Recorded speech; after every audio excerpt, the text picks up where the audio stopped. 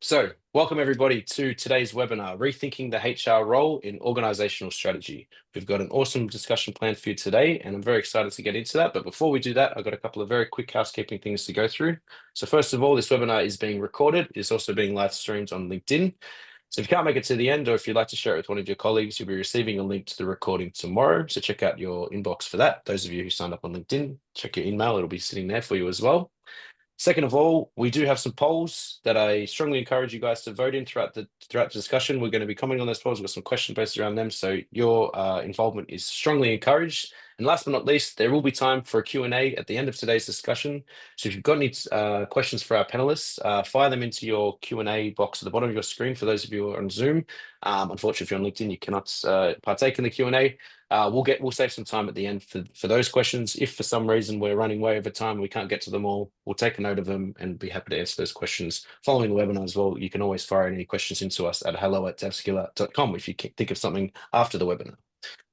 So now that those quick housekeeping things are out of the way, I would very much like to introduce our panelists. Very much thank you to all of you for joining us. I'll start with some quick introductions. Maybe Nick, you can kick us off. Just give us a quick introduction about yourself, please. Yeah, I'm head of customer success here at DevSkiller. I've been here 6 years, and the entire time, most of my job is working with customers, and almost all of our customers are HR professionals. So a lot of conversations with HR professionals, so talent acquisition, HR management, all ranges of HR. So that's me. And Awesome. Thank you. Thank you very much. Lara, would you like to go next? Give us a quick intro about yourself, please. Sure. Hi, I'm Lara Plaxton. I'm CEO and co-founder at Got and we're a startup looking to improve the graduate experience as they transition from education to employment. But my background's 20 years in working in HR. Thank you. And last but not least, Rebecca, can you give us a quick introduction about yourself, please? So I'm Becca Collis, currently working at Career Returners, but again, that contract's due to come to a close. My history, though, is far more in the talent development, acquisition and leadership space, with experience across agency, internal and extensive amounts in RPO, specialising in people transformation and change. Thank you. And thank you to all of you again for agreeing to take part. We're very much looking forward to tapping into your wealth of knowledge in this area. As I said, we are going to be talking a lot about HR and the changing role of HR in 2025 and beyond, particularly how this relates to involvement in organizational strategy. We've got a lot of topics to discuss today. But before we do that, I'm going to kick things off with a very quick poll, which will be appearing on your screen in just a moment. And it's a very simple one. The question here is, which best describes HR's role in organizational strategy in 2025? We've got a few options here. So HR is a strategic business partner driving growth. HR is the architect of a skills-based workforce. HR is the guardian of culture and employee experience. HR is the driver of AI adoption and workforce transformation. All of the above, or unsure. And we hope that we'll shed some lights a little bit more about changing role of HR and organizational strategy. And I do believe we'll cover some of the different roles of HR here today. And it looks like actually almost all of you have voted. So I'll let the poll run a little bit longer. Again, if you're watching on LinkedIn, I apologize, you won't be able to vote in this. And that looks like we have everybody. I'm going to end the poll, share the results. So which best describes HR's role in organizational strategy?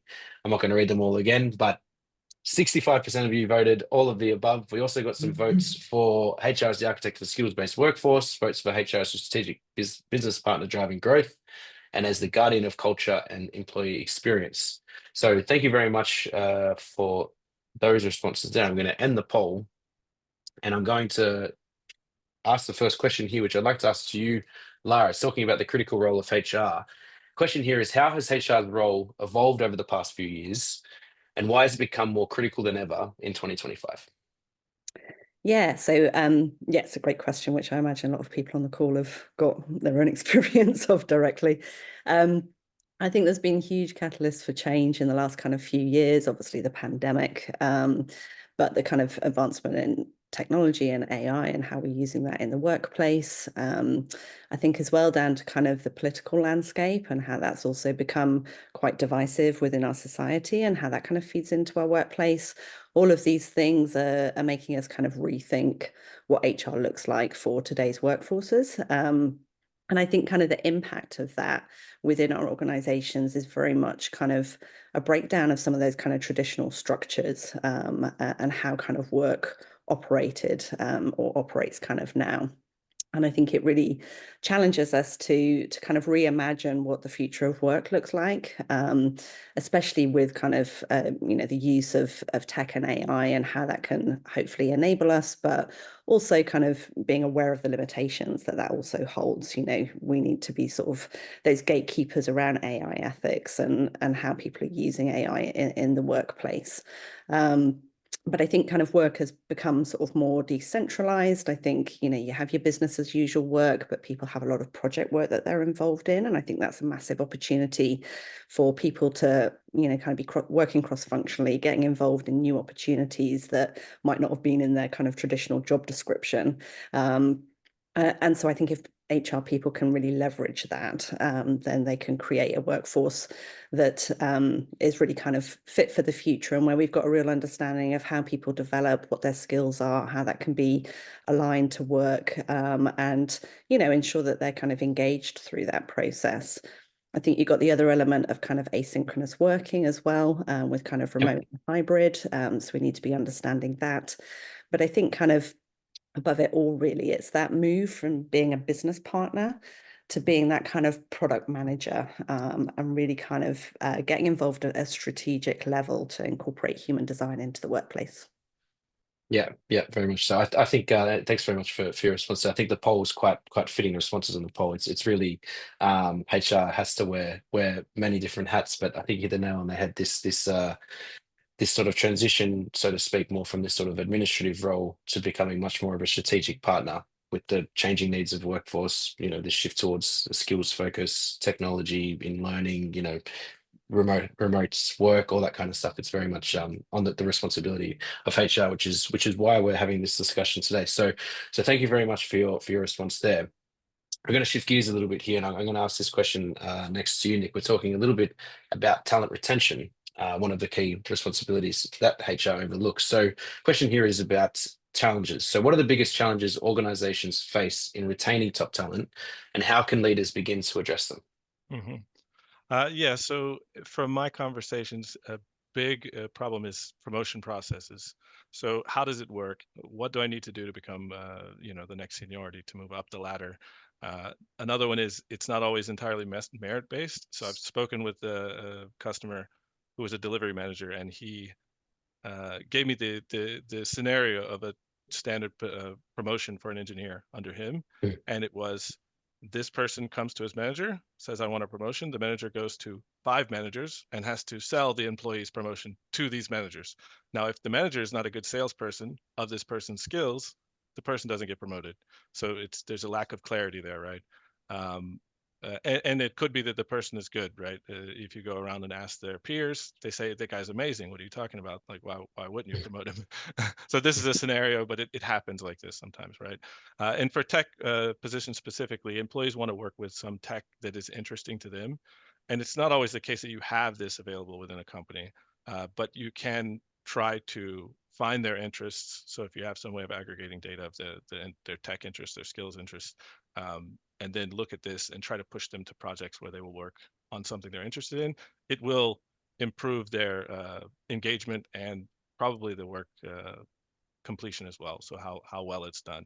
And that's one of the addressing that challenge. For the promotion process, to make it more clear, just make it transparent and structured, right? So you need to complete some projects. Your peers need to say that you did well on them. Your manager needs to say you did well on them, and or you need to advance in X, Y, and Z skills, right? So you need to improve these skills and work on a certain amount of projects, and then you can be promoted, right? Obviously, you can't give everyone a promotion at all times. There's budget restraints, but this is how I would say you can do that. And I already said the addressing the challenge for the aligning the career growth opportunities with the tech that they're interested in. So you would need to aggregate this data and find insights into what kind of tech the people are interested in, right? So if you allow them to provide feedback or provide information on what they're interested in, then you know, and you can try to align that. It won't always work, but it's a move in the right direction, right? Yeah, for sure, for sure. I think you hit the nail on the head with the learning and a focus on learning. I got a couple of quick statistics here, employee development, should I say? Got a couple of quick statistics here. First one here is from LinkedIn Learning. 93% of employees say they're more likely to stay with an organization and invest in their career development. Forbes, another one here, 70% of employees will be somewhat likely to leave their current job to work for an organization known for investing in employee development and learning. So this is probably putting money and salary aside. That's kind of a given. Everybody wants to be earning as much as they can. Career development and growth is always top of the list with the focus for retention. So always challenge number one, I would say. So thank you very much for that response there, Nick. Becca, you've been patiently waiting over there. So I've got a question here for you. Moving a little bit about towards engagement, which I guess is kind of the precursor to retention. But in talking about enhancing employee engagement, the question here is, what are the most impactful strategies HR can implement to enhance employee engagement in the workforce? So engagement is a pretty broad church. And I think the first step for any organization is to understand what you've got. I mean, referring back to what Nick was talking about, consistency of approach and clarity and transparency about how people can actually take a step up the ladder or how they can gain further experience within the organization is really important. So I believe that development and engagement go hand in hand. People are interested in developing when they feel engaged. They're engaged when they can develop. So the two things need to work together in collaboration. And any organization that hasn't done a recent barometer and temperature check of their employees and understanding what the difficulties are, what the problems are within the system at the moment in terms of the engagement piece, that's the first step for me, understanding where you are. But once you've understood where you are and you understand what the cultural challenges might be within the business, which again depends on the questions you put out. So you've got to be super clear on the questions that you're asking, making sure that you create surveys that aren't going to require an awful lot of typing, because statistically people are much more likely to respond to a survey when it doesn't require a whole lot of written text. Whilst we might want the quantifiable and we want the qualitative as well as quantitative data, we have to be mindful that sometimes that's more a conversation than it will be necessarily being able to pull it straight from a survey. Once you have that information, understanding where the challenges are within the business, and then genuinely feeding back after those surveys. Because one of the big problems I think within some organizations is people fill out a survey, they never hear anything else. So having a session around, you said, we did, these are the actions that we're actively taking in order to address these issues, in order to improve these particular areas.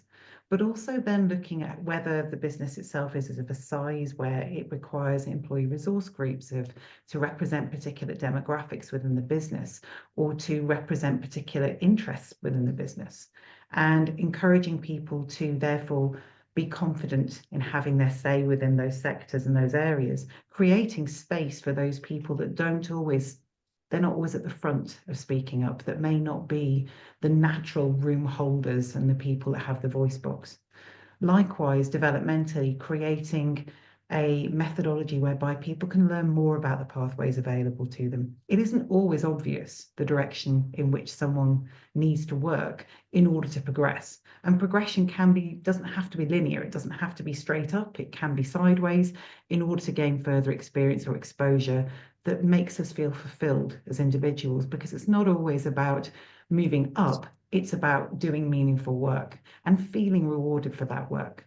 So looking at how you can leverage tools such as AI or technology to help people to identify where their current skills gaps might be, or their leadership capability, if they want to move into a leadership role, might be, and then looking at the pathways that would enable those individuals to actually make that progress, whether it's, as Nick was alluding to, being engaged in particular project work, whether it's a secondment to another team, whether it is particular training interventions that they should complete, or apprenticeships that they can engage with, etc. So there's loads of different ways in which HR can create a framework together with TD that can then be delivered to individuals so that they feel that autonomy, that ability to grab hold of their own growth journey, which I find to be so important. Equally, those ERGs may come back when you set up ERGs with different suggestions around how they would like to tackle particular subjects, like mental health is a big one for a lot of organisations. With ever wanting more productivity and efficiency, we're squeezing people right now. And I think we have to identify that and start looking at, okay, Pizza Fridays ain't going to appeal to everybody. So what is it people need? What is it that they want in order to help them to feel more connected, more collaborative, and more able to actually want to come to work and do a good job? We start on the premise that people want to do a good job. So how do we move those blockers out of the way so that they can deliver what we need them to deliver so powerfully? And then once you've got that employee survey back and you understand where you are, understanding as well the talent review process. Where have you got people? Are people in the right roles? Do you have opportunities for mentor programs, buddy programs, where people can cross-train each other and learn from one another? So those are just a few sort of approaches that I've engaged with in the past in order to support better employee engagement. Yeah, for sure. Thank you very much for that. I heard a great analogy from, I mean, I'm sure it's out there in the wide web, but one of our customers was talking about career progression. You talked about it's not necessarily straight up, and he used the analogy of it's more like a rock climbing wall than a ladder, because you don't have the single path to go upwards. You can go any which way and whatever's, the most interest and obviously providing the most value to the business as well. So plenty of ways. You also mentioned a little bit, touched on leadership there a little bit, which is actually going to segue into our next portion of the discussion. We've got a few questions here about leadership, but I have a poll that I'd like to launch first, if I can find it, which will be appearing on your screen in just a moment. Talking about the challenges of leadership, we're going to be talking a little bit about the challenges of training leaders, which is probably one of the biggest issues of the day. Question here is, what is the greatest challenge in training leaders in 2025? We've got a few options: aligning leadership training with business strategy, measuring the ROI of leadership development, keeping leaders engaged in continuous learning, developing digitally fluent leaders, or if it's none of those resonate, we have other as an option as well. Happy to hear comments on that. If anyone's voting for other as well, please fire them in. Happy to discuss that. As that's running through, a quick reminder, you can ask any questions to our panelists throughout the day. Just fire them in the Q&A box. We'll save some time at the end to get to them.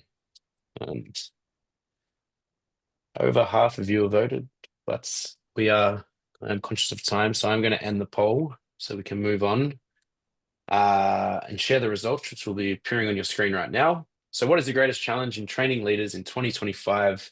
38% had measuring the ROI of leadership development. We also had 25% keeping leaders engaged in continuous learning, aligning leadership training with business strategy at 21%, and some votes for both developing digitally fluent leaders and other as well. So I'll stop sharing that poll now, and I will stay with you, Becca, actually, talking a little bit about the poll and fostering leadership at all levels, something I know that you've got a lot of experience with over your career. The question here is, how can organizations foster leadership at all levels to ensure long-term business success, and what role does HR play in this transformation? It's a really interesting question, and it's quite a big one. Yeah. I mean, So, I'm going to refer back to the poll first. I'm going to go a little bit off piste here, because for me, there's a question before that, which is, do we have the right people in leadership roles? Are we actually training leaders or managers? They are two different things. From my perspective, a manager can be somebody who can administrate and manage the logistics, manage the toll, manage the employee workload, etc., and direct and organize leave. A leader is somebody that people want to follow. A leader is somebody who is moving obstacles out of the way for their team in order to empower them. And it's that ability to have that maturity to come at things from a solutions-first approach and look at coaching people, investing in the time to actually coach individuals rather than automatically direct them to the solution that you found works. So the first thing is that leaders need to be trained, which a lot of the time we make the assumption that someone is a great individual contributor at a particular role or through a particular career direction that they've come. Therefore, the next progression has to be leadership, which is, in my view, a mistake in the first place. A lot of individual contributors will make terrible leaders. They don't want to be leaders, but they are extremely good at the other aspect of what they do.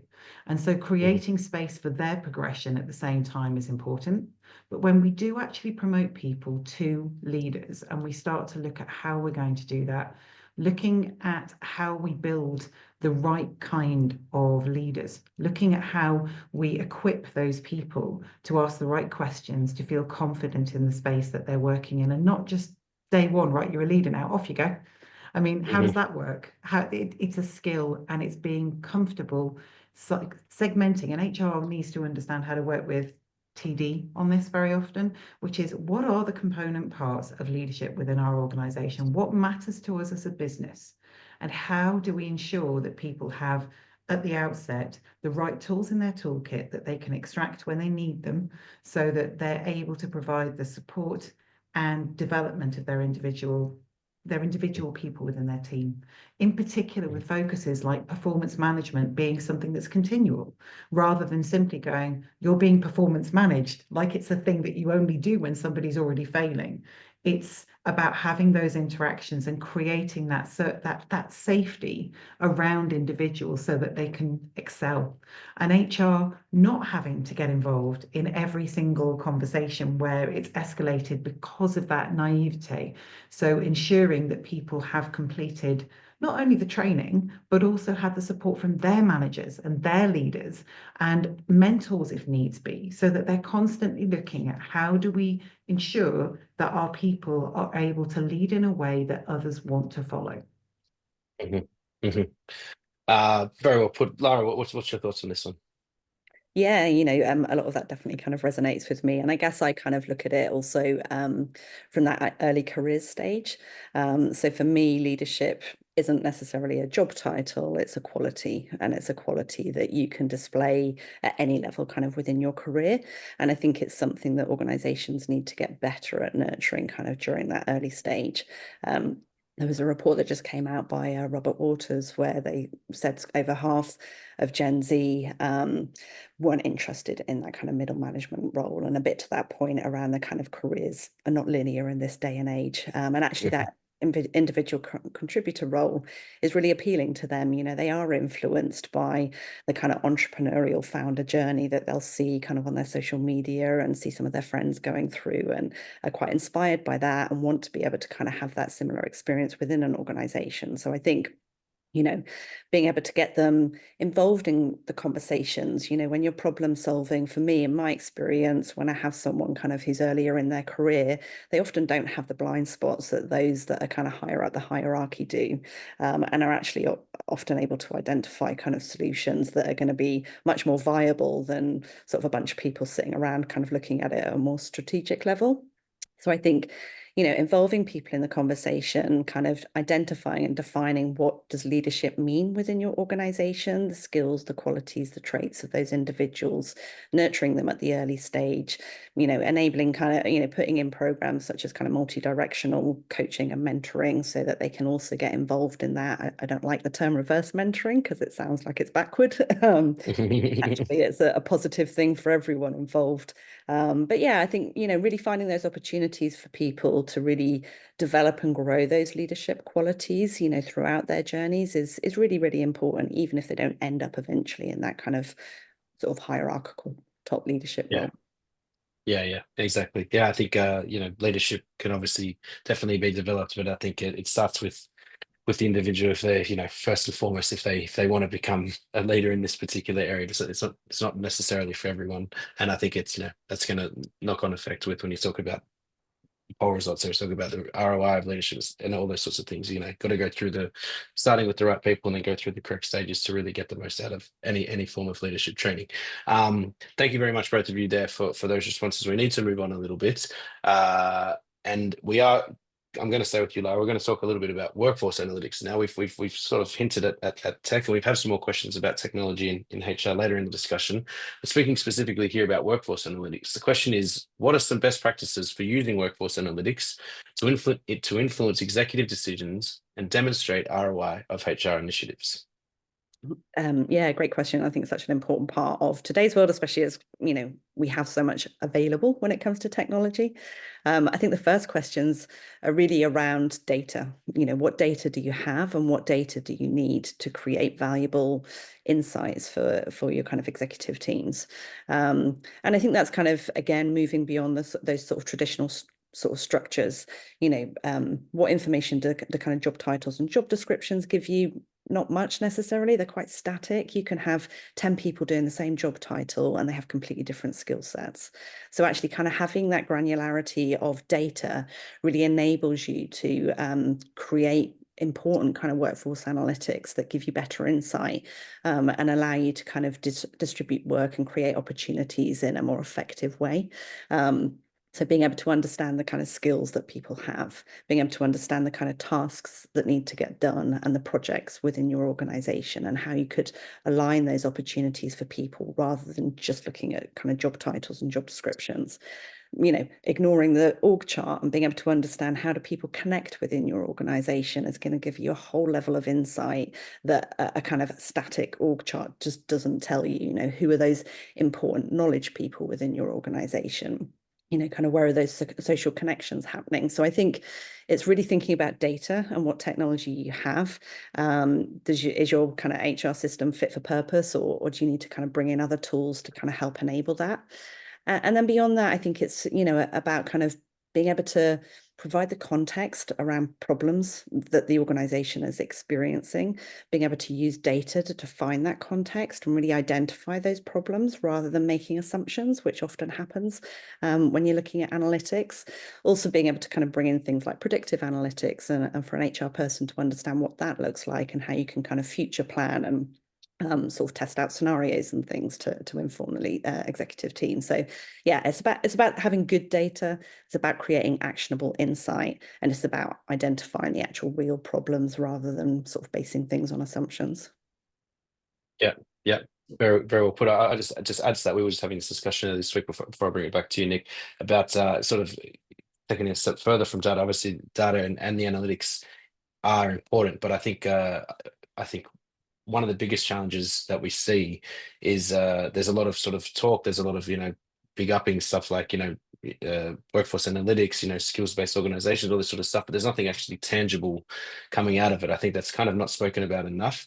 But I think that starts with obviously collecting the data, but also setting the expectations about what you're trying to get out of it. It's all well and good collecting it, but then if you're not sort of setting up a sort of plan about what you're going to use it for, what you're hoping to sort of achieve out of it, what are the goals of learning from this, what decisions are we hoping it's going to impact, you need both to go hand in hand. I think that's the thing that's really, you know, it's not spoken about enough. There's a lot of big talk about what, you know, tools like ours and you know, skills mapping tools, you know, they're all well and good, but you know, you've got to be able to translate that data into actual actionable decisions. So yeah, but yeah, thank you very much for that. Nick, I wanted to get your thoughts on this before we move forward. Yeah, so you already have a lot of KPIs for HR that are connected to ROI. So you have time to, like for a talent acquisition, you have time to hire, cost per hire.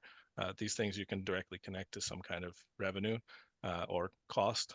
And then you have also cost of attrition. So if you have voluntary versus involuntary turnover, if you can track these and then track these in relation to the programs you implement, you can track changes over time, right? So this is how you would connect these analytics to find the ROI, right?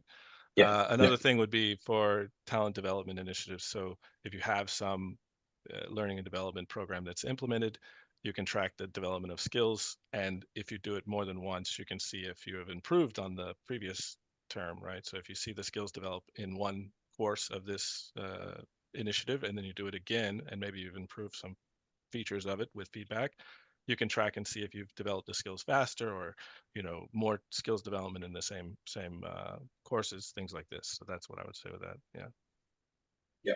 Yeah.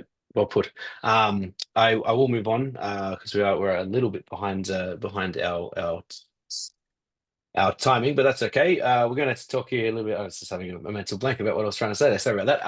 I'm going to shift gears here a little bit, talking about upskilling and reskilling programs now. So I'll stay with with you, Nick. The question here is, how can HR professionals design effective upskilling and reskilling programs to stay ahead in 2025?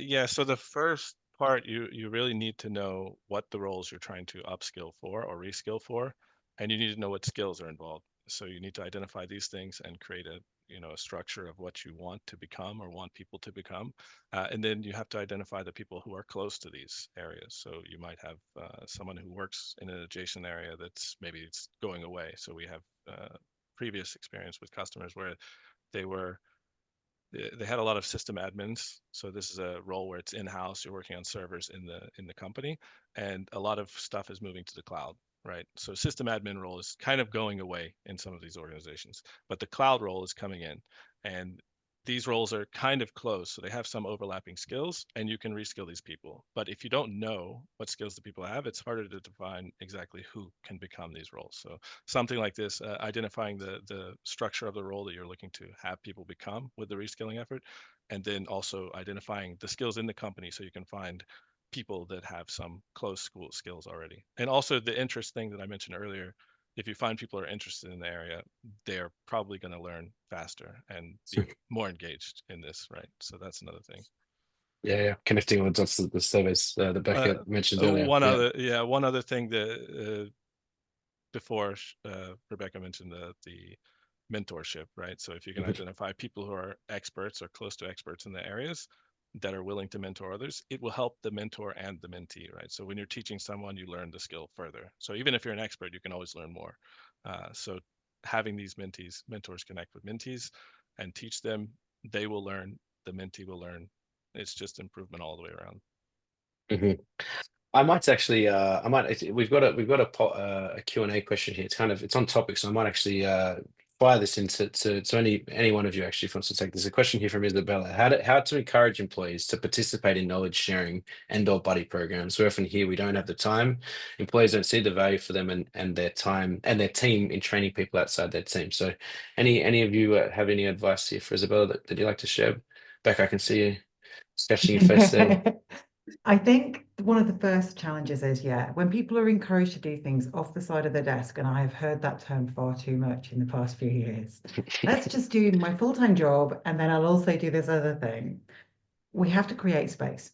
If we want people to participate in buddy programs, in mentorship, if we want them to take additional training or additional responsibilities on, what we can't do is expect them to bolt that on to the end of their workday. People are already stretched.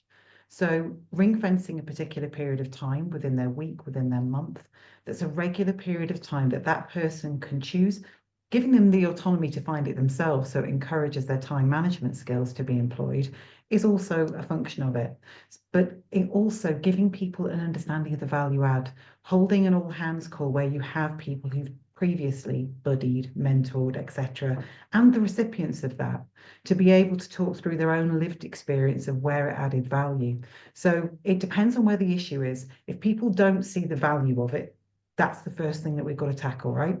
If they see the value of it, but they don't see the time available for it, then we have to look at how we fix that for them, how we enable people to say yes to the thing that they want to do. The other thing that I'd add quickly as well, because I completely agree with what Rebecca's saying, it is making that space. But I think it's also important too to kind of take the time to kind of understand your employees' motivations. What are their kind of career aspirations? What are they motivated by? What do they enjoy in their role? And giving them that flexibility so they're not getting predetermined kind of training modules or things that they have to do. What are those experiences that are going to help them kind of improve that learning and things that they're motivated by? I think is really important. Yeah, exactly. I've got something to add myself here. It's actually going to be a pretty perfect segue into what we're about to talk about. But I think the last piece of this as well is it's with most things, it's a top-down approach as well. Like you got to have leadership buy-in to see these things through. And I think relating to the topic of this webinar, it's HR's role to communicate the value of these sorts of things to leadership. This is exactly what we're talking about here with strategic input, the value of talent development, the value of what these mentorship programs or these buddy systems or learning, that the space for learning, as you mentioned, are going to have on not only productivity, but on retention, on all these sorts of things. So I think that's really important. I think it, if it's not happening, this is where HR can step in and really help communicate that, which will lead me to next question here. We're going to talk a little bit about communication. So I'll stick with you, Lara. Actually, like, do you actually have any tips how HR leaders can better communicate with leadership in terms of talent development and training? Yeah, of course. I mean, I think ultimately, your people are your kind of competitive advantage. If you're investing in your people, you're able to retain them, you're able to engage them, then you have that talent within your organization to really nurture and add value to your organization. I think kind of in terms of being able to it depends on who your executive team are. Some people will really buy into that. Others, want that kind of I suppose an approach of kind of the stats that kind of back it up. But I think, again, as we're kind of moving into a world where we do have a lot more data available, it is the opportunity to really understand better kind of future workforce planning. What are the skills you have within the organization? What are your skills gaps that you have? And what kind of impact is that having to your business? It is really, really important. To show how you're kind of upskilling individuals to close those skills gap and to ensure that you have the talent for the future direction of the business in where it's going. I think kind of, creating a learning culture as well is really important. We kind of touched on that around kind of making time and space for learning, but I think not always seeing learning in that traditional sense. I think quite often having opportunities to go and work in kind of different projects, getting involved in kind of cross-functional team activity, having lateral moves into other opportunities, really kind of enables all of that. So yeah, I think it's about, getting people involved in interesting learning opportunities and understanding how you can link that then to some of those aspects around retention and attraction and all that kind of good stuff. Yep, absolutely. Becca, your thoughts on some tips for HR leaders with communication? Laura's come full circle. It's like, okay. No, I would echo what Laura's saying there. It's that holistic approach to it from a start point. We're very excited. The board loves data. I mean, they just do. They love data. They love us to paint a picture with data. And so being able to do that is really compelling from a business standpoint. However, one of the other things that I found to be really, really powerful within businesses before is organizing skip level coffee meets. So where you've got one of the business directors, very senior in the business, meeting with various people across the business within their chain of command, but somewhere maybe well down the chain of command, not that we like to think about it like that, but creating that space for that human interaction and understanding and conversation so that someone can actually discuss in real time with a human being, demystifying the board and the board demystifying, remembering what it's like to actually be in the trenches and at the rock face, dealing with those day-to-day transactional problems can really bring to life where the gaps are within that business. I would also argue that looking at reverse mentor programs also provides this opportunity. And yeah, Laura, it's the only word we've got for it at the minute. Within businesses where you've got people who've done years and years and years at the board level, you often find that there's a disconnect. They don't always have that feeling of connection with the people that they're working, that they're directing. They're directly influencing their targets, their goals, their ways of working, but they're not actually talking to them. They're not engaging to them on a one-to-one basis where they're creating a space for that human interaction, which is so incredibly important. I would also layer into that it's about creation, again, of understanding of direction of travel and being really honest about it. We cannot provide, however much data we pull together, we're dealing with human beings.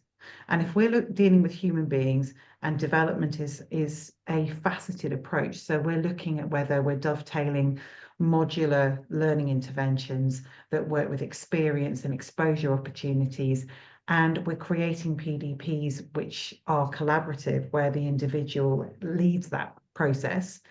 What we will really struggle to do at times is demonstrate chicken or egg, what caused what to actually happen. But where you have a growth mindset, where you have a continual barometer, and you can do that through your employee engagement survey, the return on that will also give you an indication of, are people engaging with the interventions available to them?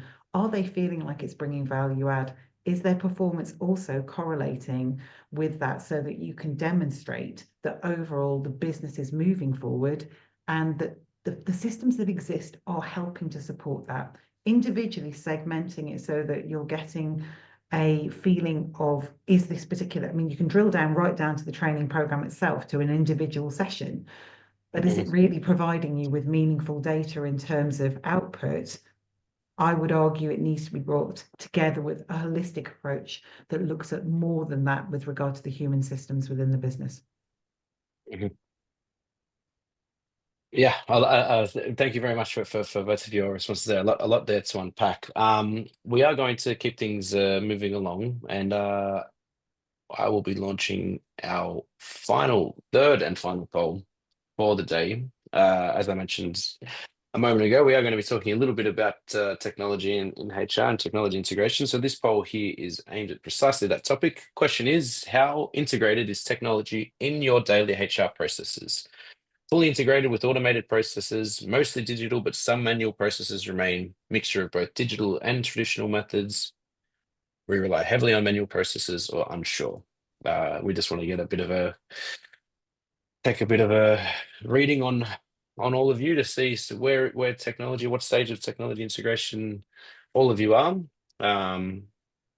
Obviously, this being probably one of the #1 topics so far coming out of all of the reports that have been published in the Q1 of 2025 about HR tech implementation and how much companies are spending on technology. So the final portion of our webinar is going to be covering this. And I can see about 2/3 of you have voted, so I'll let it run for just a little bit longer. And then, yeah, two more, perfect. Okay, I got them in. End poll, and I'll share the results. So, how integrated is technology in your HR processes? We have 45% for a mixture of both digital and traditional methods. 5% with rely heavily on manual processes. 32% was the second most, with mostly digital but some manual processes. But yes, we got votes for fully integrated and still relying heavily on manual processes. So a very mixed bag of results there. I'll end the poll and stop sharing that. And I'm going to ask this next question to you, Nick, talking about technology in HR. And obviously, we saw the wide range of responses there, but what are some tips for HR to better leverage technology to create an agile, engaged, and innovative workplace? Oh, I was muted, sorry. Yeah, so using some form of peer-to-peer feedback sharing is good. So you get the peers they interact regularly on projects, but they don't necessarily share feedback, right? You can get some tracking of this, and then you can see from above if there's a lot more feedback going back and forth between teams. Does it improve the work that's coming out of those teams, the projects? Another thing would be back to the part that I mentioned about insights into what the people are interested in. So if they're interested in what they're doing, they're going to be more engaged by default. It's just a given, right? So if you can find and connect people that are interested in something with the thing that they're interested in, it's not always directly related to the job, but most of the time it will be maybe some adjacent thing. Connect them with these and allow them to work on these projects. That would be another. Possibly using technology question. Yeah, with tech, so identifying skills gaps and using those interest tracking. So if you have data on the interest, you have data on the skills gaps, you can try to close these with people that are interested in the skills, right? Mm-hmm. So yeah. Yeah. Lara, what about you? Got any insight here about technology integration? Sure, yeah. I think a lot of what I see kind of with HR is them seeing all these kind of fancy new products out on the market and different technologies and what other companies are doing, and then quite often decide, right, yeah, we want this kind of tool, without really understanding kind of the why or the wider ecosystem of what technologies they have. So I guess kind of back to my point at the beginning, kind of HR upskilling to be product managers or some aspect of product management, and certainly to have an understanding around kind of human-centered design and just design itself. It is a really important kind of next step for for HR professionals. So they're actually understanding what problems am I trying to solve, what technology might help solve that. There will always be limitations with the different technology products out there. Are you asking the right questions? Are you partnering with the tech teams to onboard those products and understand how to configure them for your needs? So I think really kind of having that kind of knowledge and awareness is really, really important. And when it comes to kind of human-centered design, then you are trying to understand how do we make it an agile and innovative workspace for people? Can they access everything they need to in the times that they need to? And does it deliver the results that the organization is looking for? Yeah, definitely. I mean, I think I was looking at the statistic. I saw it from Deal as I was doing some research for this. But HR tech global market boom, basically, it's up the key. So to 2022, global spending $23.98 billion is projected to go to $39.9 billion by 2029. So there's certainly a lot of investment in technology, but I think, yeah, as you said there, Lara, I think it's important to recognize what you're hoping to achieve out of this technology. I think that a lot of the times, and I mean, it's probably not the best thing to be saying being a HR tech providers ourselves, but a lot of companies just, you know, see a tool, they see one particular thing, they think, oh, that does that thing, let's buy it, and then it just gets parked to the side, never gets used again. It's just like it just gets, it's just a thing that never gets used. It's about finding the areas that you're trying to learn a little bit more from data, things that if it's going to be sort of workforce analytics or if it's going to be automation to speed things up, like what are you trying to achieve? That should be the the decision making behind technology, and then from that, that's when you get all these effects of creating more agile workforce, getting better analytics, getting better data to make decisions, basically. So I think that's really, really, really important. With this, actually, I've got a couple of more statistics here. I forgot that I put these down. So 56% of HR leaders confirmed that, this is from Gartner, that HR technology solutions, their current HR technology solutions, do not match their current and future business needs. So I think that goes to the point I was mentioning there. It's important about understanding what you're trying to achieve from the technology, selecting the correct vendor, and then getting the most out of that tool, and not just sort of buying it and forgetting about it. It's a one and done type of exercise. I'm not sure. Did you, Becca, have anything you wanted to add here, or should I move along? I think really it's just the crux of this for me is it's about creating human-centric processes with tech enablement rather than the other way around. It's not trying to remove the human aspects of any part of talent or HR lifecycle. It's about removing the administration and the repeatable tasks. And sometimes businesses focus on the bits that actually do add value when you have a human engagement. So I think that is really where that becomes much more powerful, is when you look at, right, so what do I need to remove? What are the roadblocks? Let's get rid of them and let's focus on the human. Yep. Perfect. We are actually at the final question for today's discussion. We had one Q&A question before, but a quick reminder here, if you do have any more questions you'd like to ask our panelists, this is the time to fire it in there. As I mentioned at the top, if you've got any questions that come to you after the webinar, you can email them to us at hello@devskiller.com. Be very happy to get back to you for anything there. But now that we are at the last question here, talking a little bit about Outlook, I'm going to ask each of you this question just for a quick bit of advice as we close things up. But Becca, I'll start with you. The question here is, in which strategic area do you see HR making the most significant impact in the coming years? I think the key thing is being able to pull together all of the various different lines and actually represent that as the value proposition of successful management of the full talent life cycle, approaching the whole piece and being able to look at it and actually talk about where the value is in that. Nick, your thoughts on this one? Thanks, Becca. Yeah, so I think advancing the move to skills-based hiring, development, mobility rather than rigid roles. We talk about skills half-life here at DevSkiller a lot. The half-life of skills is going down. So you learn a skill and you need to learn a new skill within a year, 2 years, right? That possibly replaces that skill. So that's one thing.